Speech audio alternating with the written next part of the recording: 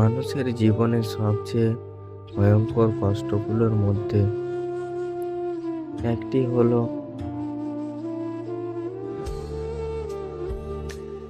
বোঝাতে না পারার কষ্ট। হৃদয়ের যন্ত্রণা, মনের কথাগুলো অনেক সময় ভাষায় প্রকাশ করা যায় না। চেষ্টা করলেও মানুষ বোঝে না কিংবা বুঝতে চায় না। তখন ভিতরে ভিতরে আগুন জ্বলে, অথচ বাইরের দুনিয়াতে মুখে হাসি করে রাখতে হয়। এই কষ্ট এমন একা যন্ত্রণা দেয় যা চোখের জলও বোঝানো যায় না।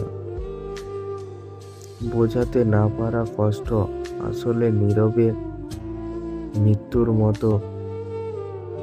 শব্দ নেই, শুধু নিঃশব্দ হাহাকার আছে।